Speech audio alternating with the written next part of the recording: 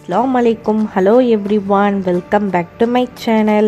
இன்னைக்கு நம்ம சேனலில் இட்லி தோசைக்கெலாம் பர்ஃபெக்டான பிளைன் குருமா, அதுவும் ஹோட்டல் ஸ்டைலில் எப்படி ரெடி பண்ணுறதுன்றதை பார்க்க போகிறோம்.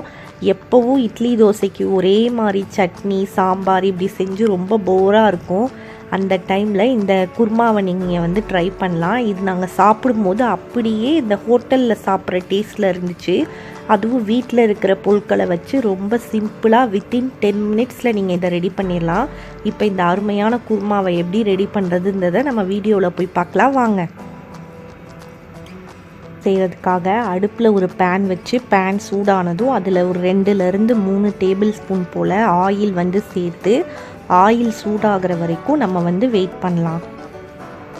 நல்லா ஹீட் ஆயிடுச்சு. இந்த டைமில் நம்ம பட்டை கிராம்பு ஏலக்காய்லாம் சேர்த்துக்கலாம். நான் இன்றைக்கி 2 சின்ன துண்டு பட்டை, 2-3 கிராம்பு, 2 ஏலக்காய் சேர்த்துருக்கேன்.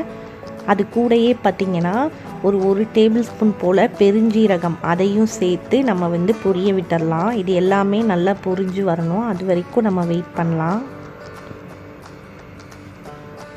பார்த்திங்கன்னா 2 மீடியம் சைஸ் வெங்காயத்தை இந்த மாதிரி பொடி பொடியாக கட் பண்ணி வச்சுருக்கேன். அதையும் இது கூடயே சேர்த்து நல்லா இதனுடைய கலர் மாறுற வரைக்கும் நம்ம வதக்கி எடுத்துக்கலாம்.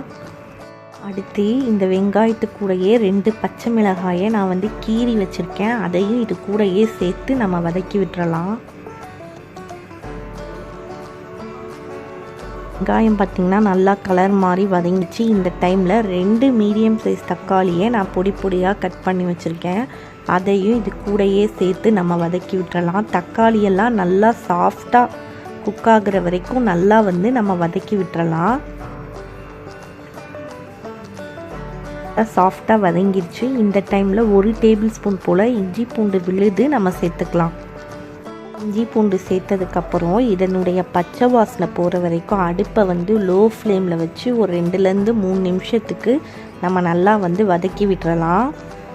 இந்த குருமா பார்த்திங்கன்னா நான் இன்றைக்கி ஒரு 2 பேர் சாப்பிட்ற அளவு செய்கிறேன். நீங்கள் அதிகமாக செய்கிறதா இருந்தால் அதுக்கேற்ற மாதிரி குவான்டிட்டி நீங்கள் சேர்த்துக்கோங்க.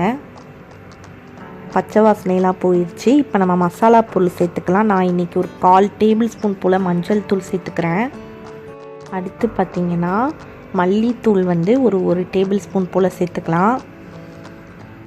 அடுத்து பார்த்திங்கன்னா மிளகாய் தூள் ஒரு டேபிள் ஸ்பூன் போல் சேர்த்துக்கலாம். உங்களுடைய காரத்துக்கு தகுந்தபடி நீங்கள் மிளகாய் தூள் சேர்த்துக்கோங்க. அடுத்து பார்த்திங்கன்னா ஒரு பிஞ்ச் கரம் மசாலா பவுடர் சேர்த்துக்கலாம். ரொம்ப அதிகமாக கரம் மசாலா சேர்க்கக்கூடாது. ஒரு பிஞ்ச் நம்ம சேர்த்துக்கலாம். நம்ம சேர்த்துருக்க மசாலாவுடைய பச்சை வாசனையெல்லாம் போய் எண்ணெய் பிரிஞ்சு வதங்கணும்.